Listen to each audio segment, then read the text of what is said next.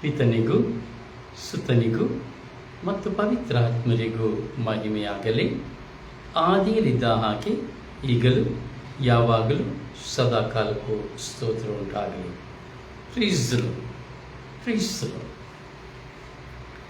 ಪ್ರಭು ಯೇಸುವಿನಲ್ಲಿ ನನ್ನ ಪ್ರಿಯ ಸಹೋದರನೇ, ಸಹೋದರಿಯೇ, ದೇವರ ಮಗನೇ, ದೇವರ ಮಗಳೇ, ಪ್ರಭು ಯೇಸು ಕ್ರಿಸ್ತರ ಕೃಪಾಶೀರ್ವಾದವು, ದೇವರ ಪ್ರೀತಿಯು, ಶಾಂತಿಯು, ಸಮಾಧಾನವು, ಅನ್ಯೋನ್ಯತೆಯು, ಐಕ್ಯತೆಯು, ಪವಿತ್ರ ಆತ್ಮರ ವರಪ್ರಸಾದವು ನಿಮ್ಮೆಲ್ಲರೊಡನೆ ಇರಲಿ.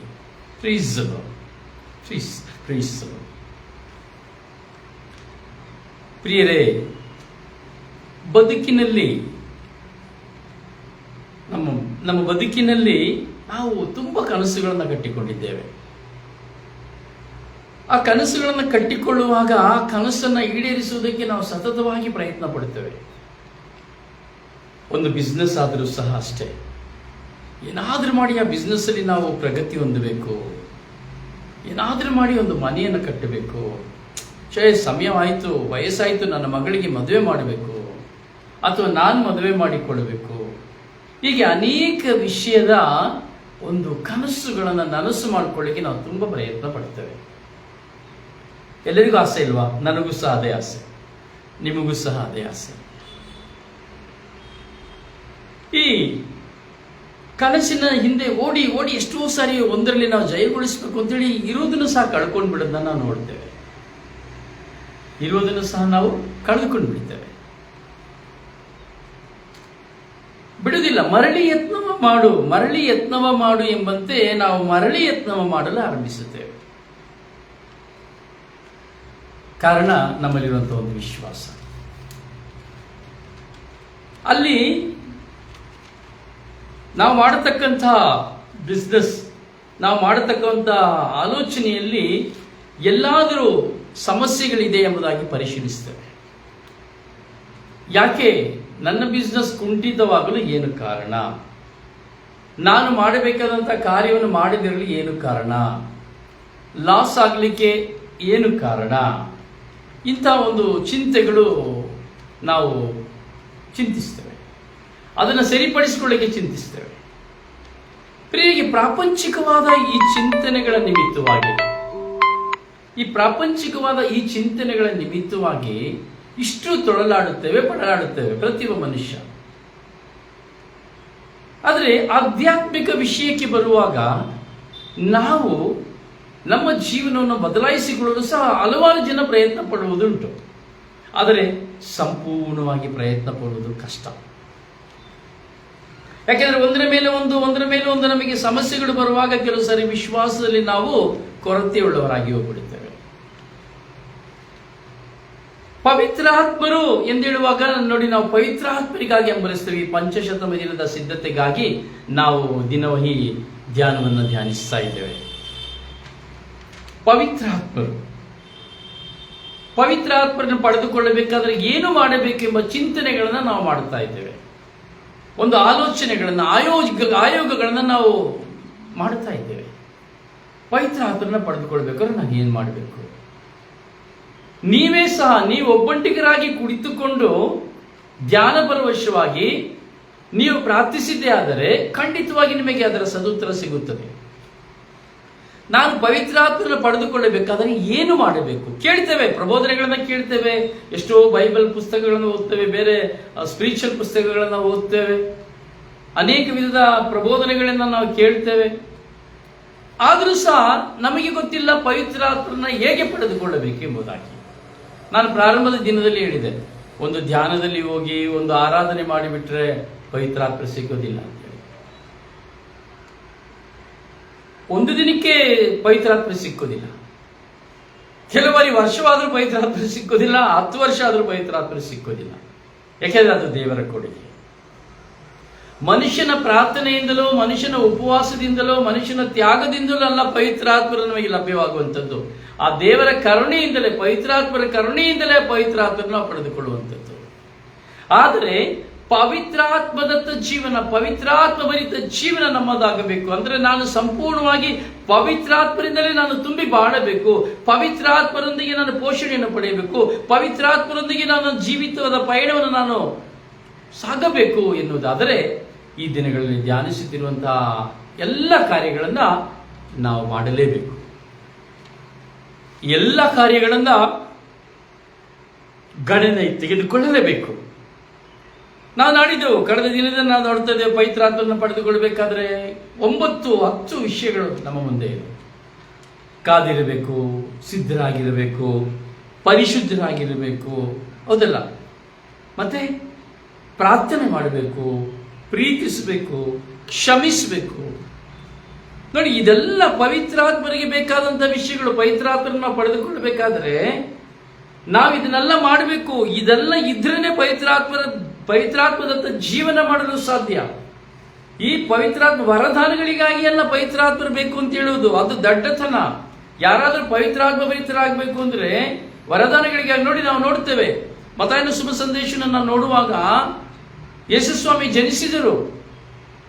ಯೇಸುಸ್ವಾಮಿನ ಜನಿಸಿದಾಗ ಅಲ್ಲಿ ನಾವು ನೋಡ್ತೇವೆ ಪ್ರವಾದಿ ಸಿಮಿಯೋನನ್ನು ನೋಡ್ತೇವೆ. ಇದುವರೆಗೂ ಅವರು ಯಾರಿಗೂ ಪ್ರವಾದಿಯನ್ನು ಹೇಳಿದರೆ ಎಂಬುದಾಗಿ ಬೈಬಲ್ ಗ್ರಂಥದಲ್ಲಿ ಹೇಳಿಲ್ಲ. ಆದರೆ ಪ್ರಭು ಯೇಸು ಬಾಲನನ್ನ ದೇವಾಲಯದಲ್ಲಿ ತೆಗೆದುಕೊಂಡು ಹೋಗುವಾಗ, ಕಾಣಿಕೆಯಾಗಿ ಕೊಡಲು ಹೋಗುವಾಗ ಯೇಸು ಬಾಲನನ್ನ ಕೈಗಳಲ್ಲಿ ಹಿಡಿದ ತಕ್ಷಣ ಯೇಸುವಿನ ಬಗ್ಗೆ ಅವರು ಪ್ರವಾದನೆಯನ್ನು ಹೇಳುತ್ತಾರೆ. ಪವಿತ್ರಾತ್ಮ ಭರಿತರಾಗಿದ್ದಾರೆ ಎಂಬುದಾಗಿ ನೋಡುತ್ತೇವೆ.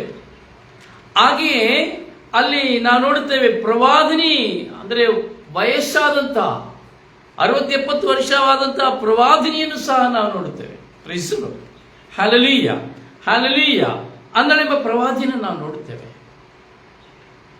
ಏನು ಇದು ಪವಿತ್ರಾತ್ಮರ ಕಾರ್ಯ, ಪವಿತ್ರಾತ್ಮರ ಕಾರ್ಯ. ಹೀಗೆ ಪವಿತ್ರಾತ್ಮರ ಕಾರ್ಯಗಳನ್ನು ನಾವು ಅರ್ಥೈಸಿಕೊಳ್ಳಬೇಕು. ಪವಿತ್ರಾತ್ಮರದನ್ನು ದಾನವಾಗಿ ಎಲ್ಲರಿಗೂ ಕೊಡ್ತಾರೆ. ಅದಕ್ಕೆ ಯೇಸುಸ್ವಾಮಿ ಪದೇ ಪದೇ ಹೇಳುವುದನ್ನು ನಾವು ನೋಡುತ್ತೇವೆ ಪವಿತ್ರಾತ್ಮನ ಕುರಿತು. ಪವಿತ್ರ ಆತ್ಮರು ನಿಮ್ಮಲ್ಲಿಗೆ ಬಾರದೆ ಹೋದರೆ ಏನನ್ನು ಪಡ್ಕೊಳ್ಳಿಕ್ಕಾಗುದಿಲ್ಲ. ಅವರು ನಿಮ್ಮಲ್ಲಿ ಪವಿತ್ರಾತ್ಮರು ಬಂದರೆ ಅವರು ನಿಮ್ಮನ್ನು ಸನ್ಮಾರ್ಗ ಸತ್ಯದಳಿಗೆ ಕರೆದುಕೊಂಡು ಹೋಗ್ತಾರೆ, ಸಮಗ್ರ ಸತ್ಯದಳಿಗೆ ಕರೆದುಕೊಂಡು ಹೋಗ್ತಾರೆ. ಪ್ರಿಯ, ನಮ್ಮನ್ನ ಪವಿತ್ರಾತ್ಮರು ಅಂದರೆ ನಮ್ಮನ್ನು ಆಗ್ತಾ ಇತ್ತ ಬಿಡುವುದಿಲ್ಲ. ನಿನ್ನ ನಡುವನ್ನು ಕಟ್ಟಿಕೊಂಡು ನನಗಿಷ್ಟ ಬಂದ ಕಡೆ ನಡೆಸುತ್ತೇನೆ, ಅದೇ ಪವಿತ್ರಾತ್ಮರ ಕಾರ್ಯ. ನಮಗಿಷ್ಟವಾದ ಕಾರ್ಯವನ್ನು ಮಾಡಲಿಕ್ಕೆ ಬಿಡುವುದಿಲ್ಲ ಪವಿತ್ರಾತ್ಮರ ನಮ್ಮೊಂದಿಗೆ ಇರುವುದಾದರೆ. ನಾನು ಏನು ಮಾಡಬೇಕು ಅಂತಿದ್ದೀನಿ ಅದನ್ನ ಮಾಡಲಿಕ್ಕೆ ಬಿಡುವುದಿಲ್ಲ. ಅವರಿಗೆ ಏನು ಮಾಡಬೇಕು, ಈ ಲೋಕದಲ್ಲಿ ಏನನ್ನ ಮಾಡಬೇಕೆನ್ನುವುದು ದೈವ ಚಿತ್ತವಿದೆಯೋ ಅವರು ಪವಿತ್ರಾತ್ಮದಿಂದ ತುಂಬಿದವರಾಗುವರು. ಈ ದೈವ ಚಿತ್ತಕ್ಕನುಸಾರವಾಗಿ ನಡೆಯಲು ಪವಿತ್ರಾತ್ಮರು ನಮ್ಮನ್ನು ಮುನ್ನಡೆಸುತ್ತಾರೆ.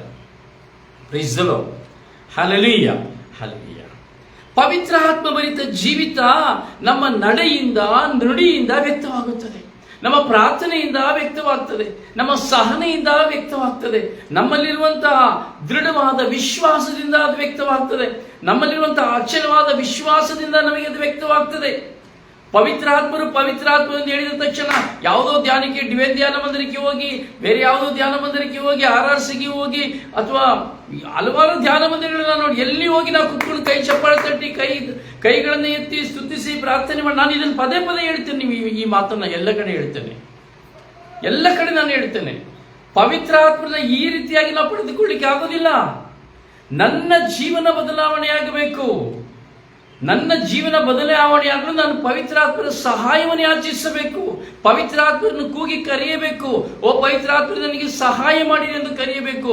ನನ್ನನ್ನು ಬಿಟ್ಟು ಕೊಡಬೇಕು, ನನ್ನ ಶರೀರವನ್ನು ಬಿಟ್ಟು ಕೊಡಬೇಕು, ನನ್ನ ಬಲಹೀನತೆಗಳನ್ನು ಬಿಟ್ಟು ಕೊಡಬೇಕು, ನನ್ನ ಪಾಪವನ್ನು ಬಿಟ್ಟು ಕೊಡಬೇಕು, ನನ್ನ ಸರ್ವ ಅಂಗಾಂಗಗಳನ್ನು ನಾನು ಬಿಟ್ಟು ಕೊಡಬೇಕು. ಯಾಕಂದ್ರೆ ಇದು ದೇವರ ಆಲಯ ಮಾತ್ರವಲ್ಲ, ಪವಿತ್ರಾತ್ಮರ ಗರ್ಭಗುಡಿಯಾಗಿದೆ. Praise the Lord, praise the Lord, praise the Lord. ಪ್ರಿಯ, ಪವಿತ್ರ ಆತ್ಮರನ್ನು ನಾವು ಪಡೆದುಕೊಳ್ಳಬೇಕಾದರೆ ನಾವಿವತ್ತು ಧ್ಯಾನಿಸ್ತೇವೆ, ಪಶ್ಚಾತ್ತಾಪವುಳ್ಳವರಾಗಿರಬೇಕು. ಪಶ್ಚಾತ್ತಾಪವಿರಬೇಕು. ಪವಿತ್ರಾತ್ಮರನ್ನು ಪಡೆದುಕೊಳ್ಳಬೇಕಾದರೆ, ಪವಿತ್ರಾತ್ಮರನ್ನು ಪಡೆದುಕೊಳ್ಳಬೇಕಾದ್ರೆ ನನ್ನ ಪಾಪದ ಅರಿವು ನನಗಿಲ್ಲದಿದ್ದರೆ ನಾನು ಪವಿತ್ರಾತ್ಮರನ್ನು ಪಡೆದುಕೊಳ್ಳಲಿಕ್ಕೆ ಸಾಧ್ಯವೇ ಇಲ್ಲ. ಯಾವ ವ್ಯಕ್ತಿಯಾಗಿರಲಿ, ಎಷ್ಟು ವರ್ಷಗಳಿಂದ ಪ್ರಬೋಧನೆ ಮಾಡುತ್ತಿರಲಿ, ಪಾಪದ ಅರಿವು ನನಗಾಗದೆ ಹೋದರೆ ಪವಿತ್ರಾತ್ಮರನ್ನು ಪಡೆದುಕೊಳ್ಳಲಾಗುವುದಿಲ್ಲ. ಪಶ್ಚಾತ್ತಾಪ ಪಡೆದಿದ್ದರೆ ನಾನು ಪವಿತ್ರಾತ್ಮರನ್ನು ಪಡೆದುಕೊಳ್ಳಲು ಸಾಧ್ಯವೇ ಇಲ್ಲ. ಎಷ್ಟು ಜನರಿಗೆ ಈ ಪಾಪದ ಅರಿವಿದೆ? ಎಷ್ಟು ಜನ ನಿಜವಾದ ಪಶ್ಚಾತ್ತಾಪದಲ್ಲಿದ್ದೇವೆ? ಯೋಚಿಸಿ ನೋಡಿ, ಎಲ್ಲ ಯೋಚಿಸಿ ನೋಡಿ. ನೋಡಿ, ಮಾರ್ಕನ ಶುಭ ಸಂದೇಶವನ್ನು ತೆಗೆದುಕೊಳ್ಳಬೇಕಾದ್ರೂ 1ನೇ ಅಧ್ಯಾಯದಲ್ಲಿ 14ನೇ ವಚನದಲ್ಲಿ ಹೇಳುವ ಮಾತನ್ನು ನಾವು ಧ್ಯಾನಿಸಬಹುದು. ಕಾಲವು ಪರಿಪಕ್ವವಾಗಿದೆ. ಹೀಗೆ ಪ್ರಾರಂಭವಾಗುತ್ತದೆ. ಕಾಲವು ಪರಿಪಕ್ವವಾಗಿದೆ, ದೇವರ ಸಾಮ್ರಾಜ್ಯವು ಸಮೀಪಿಸಿದೆ. ಕಾಲವು ಪರಿಪಕ್ವವಾಗಿದೆ, ದೇವರ ಸಾಮ್ರಾಜ್ಯವು ಸಮೀಪಿಸಿದೆ. ಸರಿಯಾಗಿದೆ. ಕಾಲ ಪರಿಪಕ್ವವಾಗಿದೆ. ಇನ್ನು ನಡೆಯುವಂತ ಸಮಯ. ದೇವರ ಸಾಮ್ರಾಜ್ಯ ನಮ್ಮ ಹತ್ತಿರವಿರುವಂತಹ ಸಮಯ, ಸಮೀಪವಾಗ್ತಾ ಇರುವಂತಹ ಸಮಯ. ಅದರಿಂದ ಪಶ್ಚಾತ್ತಾಪ ಪಟ್ಟು ಪಾಪ ಜೀವನಕ್ಕೆ, ನೋಡಿ ಇಲ್ಲಿ ಹೇಳುತ್ತದೆ, ಪಶ್ಚಾತ್ತಾಪ ಪಟ್ಟು ಪಾಪಕ್ಕೆ ವಿಮುಖರಾಗಿಲ್ಲ, ಪಾಪ ಜೀವನಕ್ಕೆ ವಿಮುಖರಾಗಿ. ಸರಿಯಾಗಿ ಧ್ಯಾನಿಸಬೇಕು. ಪಾಪ ಜೀವನಕ್ಕೆ ವಿಮುಖರಾಗಿ ದೇವರಿಗೆ ಅಭಿಮುಖರಾಗಬೇಕು. ಶುಭ ಸಂದೇಶದಲ್ಲಿ ವಿಶ್ವಾಸವಿಡಬೇಕು. Hallelujah, amen, hallelujah, amen. ಅರ್ಥ ಆಯ್ತಾ? ನೋಡಿ, ಎಲ್ಲಾ ಕಡೆ ನಾವು ನೋಡ್ತೀವಿ, ಪಶ್ಚಾತ್ತಾಪದ ಬಗ್ಗೆ ವಾಕ್ಯಗಳನ್ನ ಕೇಳ್ತೀವಿ. ಆದ್ರೆ ಈ ಮಾರ್ಕನ ಶುಭ ಸಂದೇಶ 1ನೇ ಅಧ್ಯಾಯ 14ನೇ ವಚನದಲ್ಲಿ ಹೇಳುವಂತಹ ವಾಕ್ಯ ಒಂದು ವ್ಯತ್ಯಸ್ತವಾದಂತಹ ವಾಕ್ಯ. ಪವಿತ್ರಾತ್ಮರನ್ನು ನಾನು ಪಡೆದುಕೊಳ್ಳಬೇಕಾದ್ರೆ, ಪವಿತ್ರಾತ್ಮರೊಂದಿಗೆ ನಾನು ಜೀವಿಸಬೇಕಾದ್ರೆ, ಪವಿತ್ರಾತ್ಮದಂತ ಜೀವಿತವನ್ನು ನಾನು ಮಾಡಬೇಕಾದರೆ, ನಾನು ಆ ಪ್ರಭುವಿಗಾಗಿ, ಆ ಪವಿತ್ರಾತ್ಮರಿಗಾಗಿ ಹಂಬಲಿಸಬೇಕು. ಕೇವಲ ಸುಮ್ಮನೆ ನಾನು ಜಪಸರ ಮಾಡಿ ಒಂದು ಬಲಿಪೂಜೆ ನೋಡಿದ್ರೆ ಖಂಡಿತವಾಗಿ ಪವಿತ್ರಾತ್ಮರನ್ನ ಪಡೆದುಕೊಳ್ಳಿಕ್ಕೆ ಆಗುದಿಲ್ಲ. ಆ ರೀತಿ ಯಾರಾದ್ರೂ ಹೇಳ್ತಾರೆ ಅಂದ್ರೆ ಅದು ನಿಮ್ಮನ್ನು ದಡ್ಡರಾಗಿ ಮಾಡ್ಲಿಕ್ಕೆ ಹೇಳ್ತಾರೆ ಅಷ್ಟೇ. ವಿಶ್ವಾಸದಲ್ಲಿ ದೃಢಪಡಿಸಲಿಕ್ಕೆ ಹೇಳ್ಬೋದು. ನೀನು ಪ್ರಾರ್ಥಿಸು, ಬಲಿಪೂಜೆಗೆ ಹೋಗು. ಹೌದು, ನಮಗೆ ಬೇಕು. ಧರ್ಮಸಭೆ ಕೊಟ್ಟಿರುವಂತಹ ಸಂಸ್ಕಾರಗಳು ನಮಗೆ ಬೇಕು. ಅಲ್ಲಿ ಯೇಸುವನ್ನು ಕಾಣ್ತೇವೆ. ಆ ಎಲ್ಲ ಸಂಸ್ಕಾರಗಳನ್ನು ಯೇಸುವೆ ಕೊಟ್ಟಿದ್ದು ನಮಗೆ. ಯೇಸು ಸ್ವಾಮಿಯೇ ಎಲ್ಲವನ್ನು ನಮಗೆ ಸಂಸ್ಕಾರಗಳನ್ನು ಕೊಟ್ಟಿದ್ದು. ಆದರೆ ಆ ಸಂಸ್ಕಾರಗಳಲ್ಲಿ ನಾನು ದೃಢ ಹೊಂದಿ ಆ ಸಂಸ್ಕಾರಗಳೊಂದಿಗೆ ನಾನು ಜೀವಿಸಬೇಕಾದರೆ ನನಗೆ ಪವಿತ್ರಾತ್ಮರು ಬೇಕು. ಈಗ ಪರಮಪ್ರಸಾದ ಸ್ವೀಕರಿಸ್ತೇವೆ. ಎಷ್ಟು ಜನ ಪರಮಪ್ರಸಾದ ಸ್ವೀಕರಿಸ್ತೇವೆ? ಪರಮಪ್ರಸಾದ ಸ್ವೀಕರಿಸಲಿಕ್ಕೆ ಹೋಗ್ತೇವೆ. ಇದು ಕ್ರಿಸ್ತರ ಶರೀರ, ಆಮೇನ್, ನಾಲಿಗೆ ನೀಡಿ ಪರಮಪ್ರಸಾದ ಸ್ವೀಕರಿಸಿ ಬರ್ತೇವೆ. ಆದರೆ ಪರಮಪ್ರಸಾದವನ್ನು ಸ್ವೀಕರಿಸಿ ನೀನು ಎಷ್ಟು ಹೊತ್ತು ಪ್ರಾರ್ಥಿಸುತ್ತೀಯ? ನೀನು ಭಾರದಿಂದ ಯೇಸುವನ್ನು ನಿನ್ನ ಹೃದಯಕ್ಕೆ ಸ್ವೀಕರಿಸಿ ನಿನ್ನ ಯೇಸುವಿನೊಡನೆ ನೀನು ಏನು ಮಾಡುತ್ತೀಯ, ಏನು ಪ್ರಾರ್ಥಿಸುತ್ತೀಯ?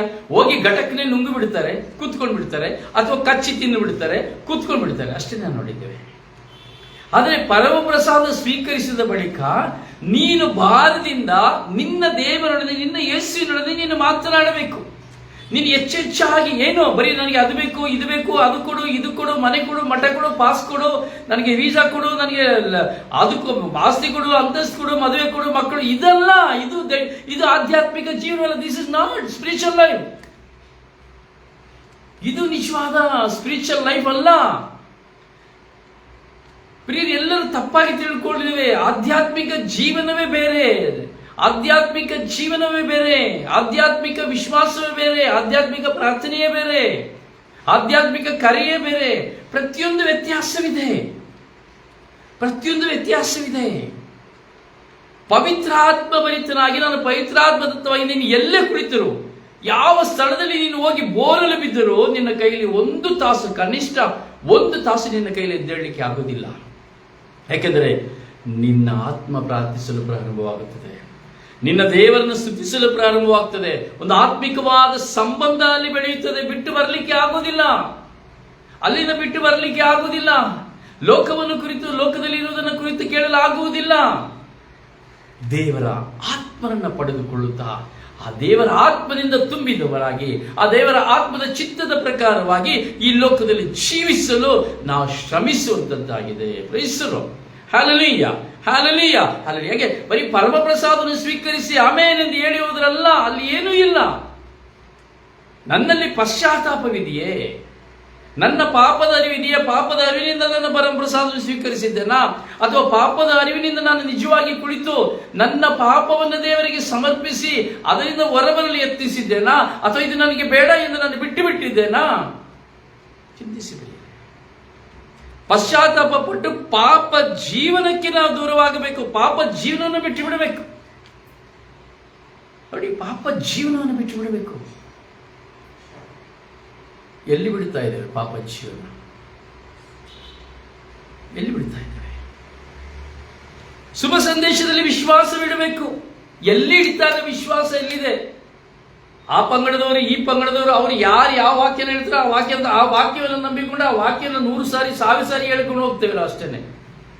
ಇವತ್ತೆಲ್ಲ ಮ್ಯಾಜಿಕ್ ಆಗ್ಬಿಟ್ಟಿದೆ ದೇವರ ವಾಕ್ಯ.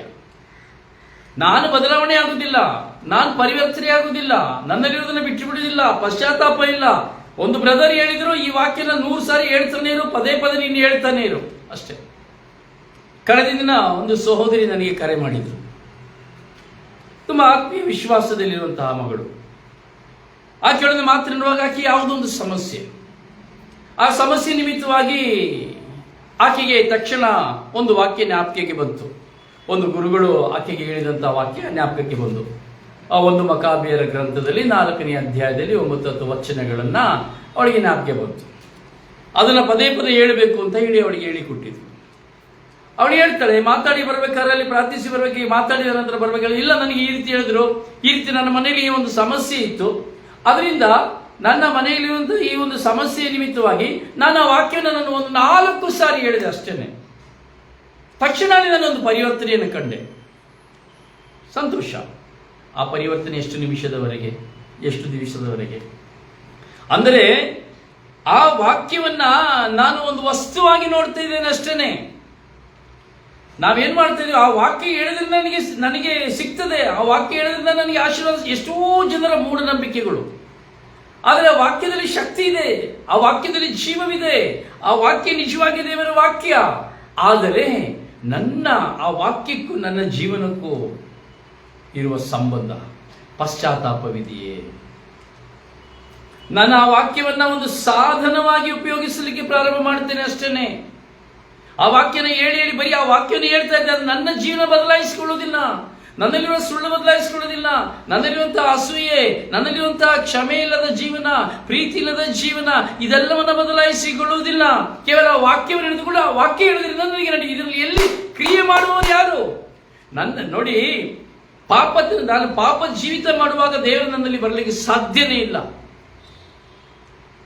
ನಾನು ಪಾಪದ ಜೀವಿತ ಮಾಡುವಾಗ ದೇವರ ಆತ್ಮರು ನಿನ್ನ ಬಳಿ ಬರಲಿಕ್ಕೆ ಸಾಧ್ಯವೇ ಇಲ್ಲ. ಅಶುದ್ಧವಾಗಿರುವ ಕಡೆ ಶುದ್ಧವಾದದ್ದು ಪ್ರವೇಶಿಸುವುದಿಲ್ಲ. ಹೌದು ನನ್ನ ಸಹೋದರನೇ ಸಹೋದರಿಯೇ, ನಾವು ಧ್ಯಾನಿಸಬೇಕು, ಅರ್ಥೈಸಿಕೊಳ್ಳಬೇಕು. ಪವಿತ್ರಾತ್ಮರು ಅಂದರೆ ನೀವು ನಾನು ಎಣಿಸುವುದಲ್ಲ. ನನಗೂ ಸಹ ಇನ್ನು ಪವಿತ್ರಾತ್ಮರು ಎಂದು ಹೇಳುವಂತಹ ಶಕ್ತಿಯ ಒಂದು ನಿಲ್ಲಲಾಗಲಿ, ಅದನ್ನು ಇನ್ನೂ ಗ್ರಹಿಸಿಕೊಳ್ಳಲಾಗಲಿ ಸಾಧ್ಯವಾಗಲಿಲ್ಲ, ಆಗುವುದು ಕಷ್ಟ. ಸಾಯುವ ತನಕ ಪವಿತ್ರಾತ್ಮರಿಗಾಗಿ ನಾವು ಹಂಬಲಿಸುತ್ತಲೇ ಇರಬೇಕು, ಸಾಯುವ ತನಕ ಯೇಸುವಿಗಾಗಿ ಹಂಬಲಿಸುತ್ತಲೇ ಇರಬೇಕು, ಸಾಯುವ ತನಕ ದೇವರಿಗಾಗಿ ನಾವು ಹಂಬಲಿಸುತ್ತಲೇ ಇರಬೇಕು. ಅದಕ್ಕೆ ಮುಕ್ತಾಯವಿಲ್ಲ.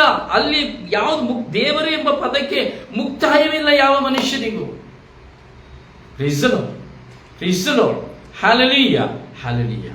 ಹೌದು ನನ್ನ ಸಹೋದರನೇ ಸಹೋದರಿಯೇ, ಹೀಗೆ ವಾಕ್ಯಗಳನ್ನ ಬರೀ ನಾನು ಉರುವೊಡೆದು ನನ್ನ ಜೀವನ ಬದಲಾಯಿಸಿಕೊಳ್ಳದೆ, ನನ್ನ ಸ್ವಭಾವ ಬದಲಾಯಿಸಿಕೊಳ್ಳದೆ, ನನ್ನಲ್ಲಿರುವಂತಹ ಕೋಪ ಬದಲಾಯಿಸಿಕೊಳ್ಳದೆ, ಕೆಟ್ಟದ್ದನ್ನ ಮೋಸವನ್ನು ಬದಲಾಯಿಸಿಕೊಳ್ಳದೆ, ಪ್ರಾಮಾಣಿಕತೆ ಇಲ್ಲದೆ ವಿಧೇಯತೆ ಇಲ್ಲದೆ ಇರುವುದನ್ನು ಬದಲಾಯಿಸಿಕೊಳ್ಳದೆ ನಾನು ಆ ಒಂದು ವಾಕ್ಯನ ಮಾತ್ರ ಹಿಡಿದು ಹೋಗುತ್ತೇನೆ ಅಂದ್ರೆ ಅದು ಒಂದು ಅಷ್ಟೇ. ನನಗೆ ವಿಶ್ವಾಸ ಎಲ್ಲಿ? ನನಗೆ ಬೇಕಾಗುವುದು ಸಿಕ್ಕಬೇಕು ಎಂಬುದರಲ್ಲಿ ಅಷ್ಟೇ, ಪವಿತ್ರಾತ್ಮರನ್ನ ಪಡೆದುಕೊಳ್ಳಬೇಕೆಂಬುದಾಗಿ ಅಲ್ಲ. ಹೌದು, ನೀನು ಏಕಾಂಗಿಯಾಗಿ ಕುಳಿತು ಯಾವ ವಿಧವಾದ ನಿರೀಕ್ಷೆ ಇಲ್ಲದೆ ಒಂದು ವಾಕ್ಯವನ್ನು ಕುರಿತು ನೀನು ಕುಳಿತು ಧ್ಯಾನಿಸಿದೆ ಆದರೆ ಆ ವಾಕ್ಯದಲ್ಲಿ ಏನೋ ಒಂದು ಸಮಥಿಂಗ್ ಸ್ಪೆಷಲ್. ಈಗ ಇದೆ ಪವಿತ್ರ ಗ್ರಂಥವನ್ನು ನಾನು ನೋಡಿದೆ, ದೇವರ ಆತ್ಮವು ನನ್ನ ಮೇಲಿದೆ. ಯೇಸು ಸ್ವಾಮಿ ಹೇಳ್ತಾರೆ, ಸೆನೆಗೋಗ್ನಲ್ಲಿ ಯೇಸು ಸ್ವಾಮಿ ಮೊಟ್ಟಮೊದಲನೇದಾಗಿ ಶುಭ ಸಂದೇಶ ಸಾರುವಾಗ ಯೆಶಾಯನ ಪ್ರವಾದಿಯ ಸುರುಳಿನ ತೆರೆಯುವಾಗ ಯೇಸು ಸ್ವಾಮಿ ಹೇಳ್ತಾರೆ, ದೇವರ ಆತ್ಮವು ನನ್ನ ಮೇಲಿದೆ ಎಂಬುದಾಗಿ ಹೇಳ್ತಾರೆ. ಹೌದಲ್ಲ? ನಾವು ಸಹ ಪ್ರಾರ್ಥನೆ ಮಾಡುವಾಗ ನಮ್ಮ ಪ್ರಾರ್ಥನಾ ತಂಡದಲ್ಲಿ ಬೆಳಗಿನ ಜಾವದಲ್ಲಿ ಪ್ರಾರ್ಥಿಸುವಾಗ ತುಂಬಾ ಪವಿತ್ರಾತ್ಮರನ್ನು ಕರೆದು ಪ್ರಾರ್ಥಿಸ್ತೇವೆ. ಒಂದೊಂದು ದಿನಕ್ಕೆ ಒಂದೊಂದು ವಿಧವಾದ ಮೆಡಿಟೇಷನ್ಗಳನ್ನ ಮಾಡುತ್ತೇವೆ.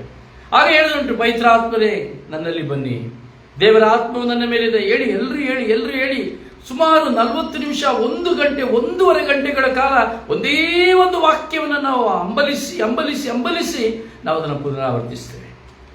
ಸೊ ಹೇಳ್ತಾರೆ, ಅವರ ಅನುಭವಗಳು ವಿಭಿನ್ನವಾದ ಅನುಭವಗಳು.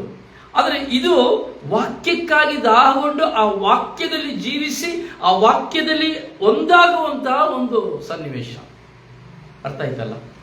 ಆದರೆ ಈ ವಾಕ್ಯವನ್ನು ಇಟ್ಟುಕೊಂಡು ದೇವರ ಆತ್ಮನೇ ನನ್ನ ಮೇಲೆ ಬನ್ನಿ ಅಂತ ಹೇಳಿ ಬೇರೆ ಒಂದು ಇಂಟೆನ್ಷನ್ ಇಟ್ಕೊಂಡು ಹೋಗುವುದಲ್ಲ.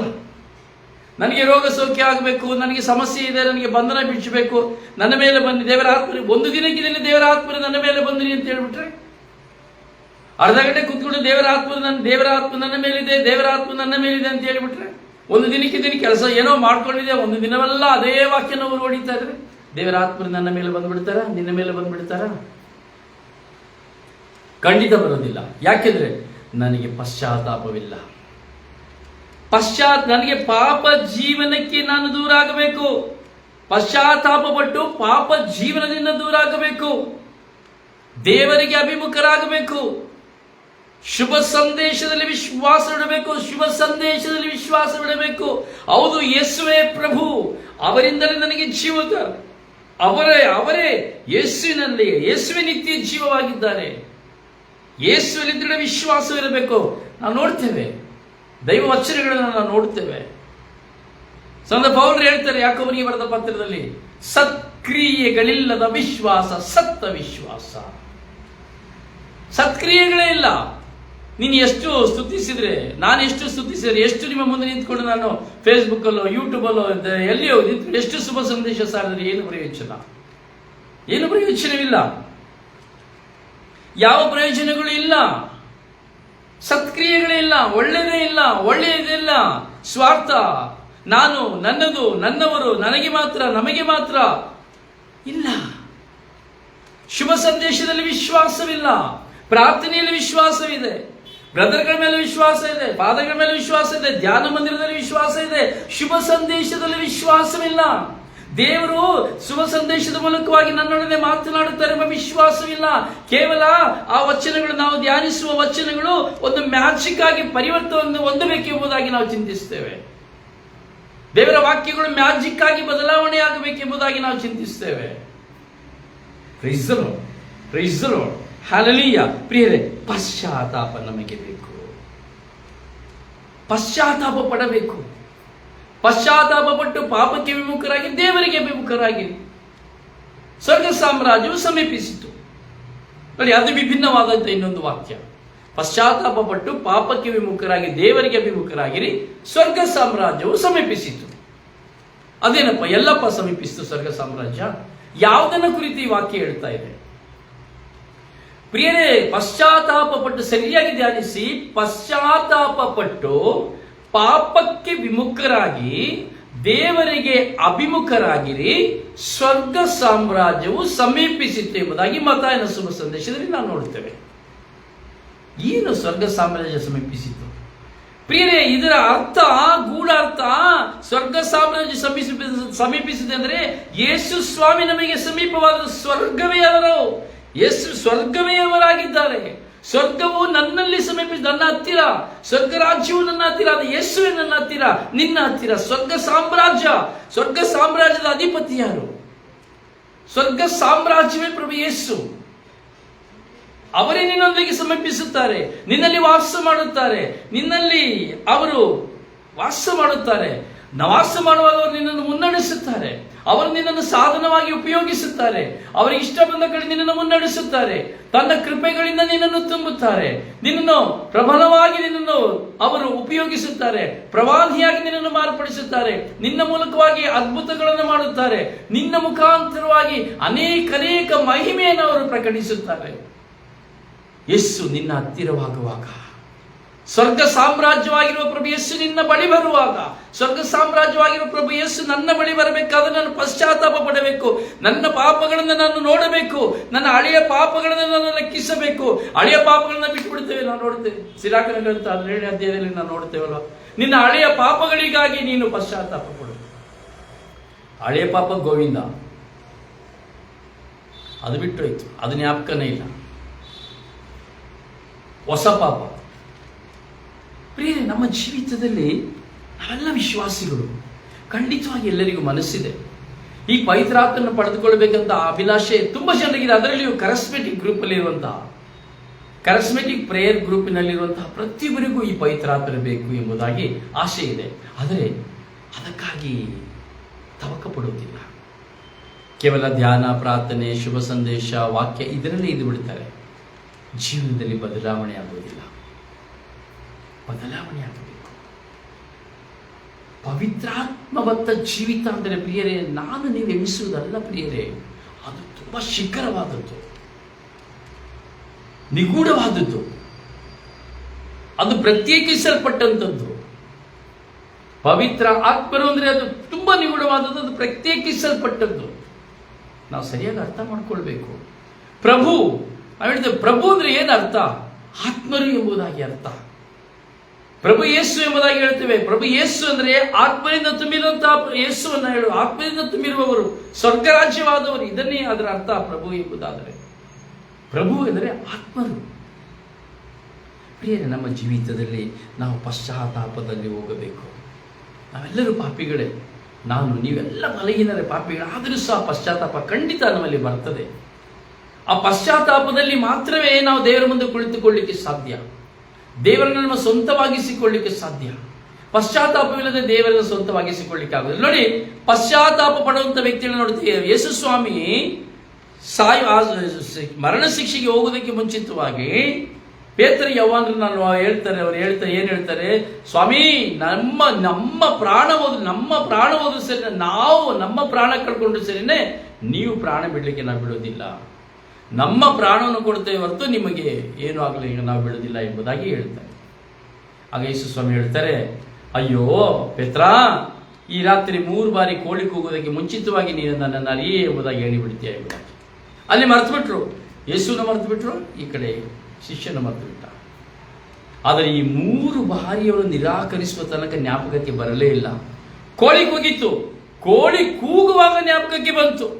ನೋಡಿ, ಹೀಗೆ ಕೋಳಿ ಕೂಗ ತನಕ ತನ್ನ ತಪ್ಪರಿವಾಗಲಿಲ್ಲ. ಈಗ ನಮ್ಮ ಜೀವಿತದಲ್ಲಿ ಒಂದು ಕೂಗು ಬರುವ ತನಕ, ಕೋಳಿ ಅಂತ ಒಂದು ಕೂಗು ನಮಗೆ ಪಶ್ಚಾತ್ತಾಪವನ್ನು ತರ್ತದೆ.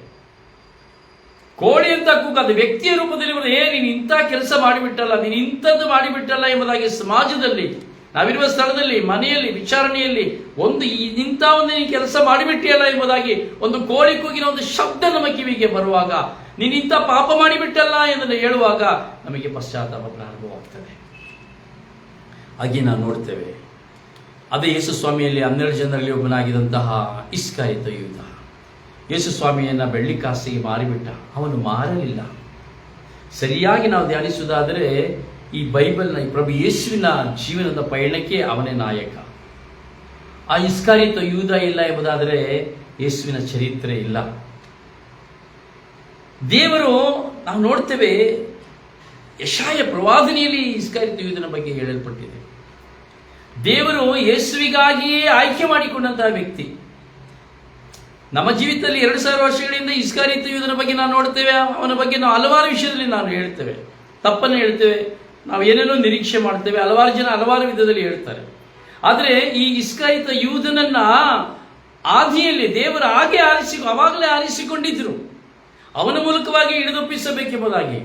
ಆದರೆ ಇಸ್ಕರಿಯೋತ ಯೂದನು ಯೇಸುವನ್ನ ಕೊಲೆಗೈಯಲ್ಪಡಬೇಕೆಂದು ಹಿಡಿದುಕೊಡಲಿಲ್ಲ. ಅವನು ಯೇಸುವನ್ನು ಕೊಲ್ಲಲಿ, ಅವರನ್ನು ಹಿಡಿದುಕೊಟ್ರೆ ಅವರನ್ನು ಕೊಂದರೆ ನನಗೆ ದುಡ್ಡು ಬರ್ತದೆ ಕೊಡಲಿಲ್ಲ. ಅವನು ಖಜಾಂಚಿ ಆಗಿದ್ದ ಕಾರಣ, ಹಣಕಾಸಿನ ಜವಾಬ್ದಾರಿಯನ್ನು ಹೊತ್ತುಕೊಂಡಿದ್ದ ಕಾರಣ, ಅವನು ಯೇಸು ಯಾರು ಎಂದು ಗೊತ್ತಿಲ್ಲ, ಅವರಿಗೆ ಯಾರು ಅಂತ ಗೊತ್ತಿಲ್ಲ. ಅದರಿಂದ ಯೇಸು ಯಾರು ಅಂತ ತೋರಿಸಿಕೊಡಪ್ಪ ಅಂತ ಹೇಳ್ಬೇಕಾದ್ರೆ, ಆಯ್ತು ನಾನು ತೋರಿಸಿಕೊಡ್ತೀನಿ, ನನ್ಗೆ ಏನ್ ಕೊಡ್ತೀರಿ ಅಂತ ಕೇಳಿದೆ. ಯಾಕಂದ್ರೆ ಅವ್ರು ಯೇಸುವನ್ನು ನೋಡಿರ್ಲಿಲ್ಲ. ಈ ಸೈನಿಕರು ಯೇಸುವನ್ನು ನೋಡದ ಸೈನಿಕರು.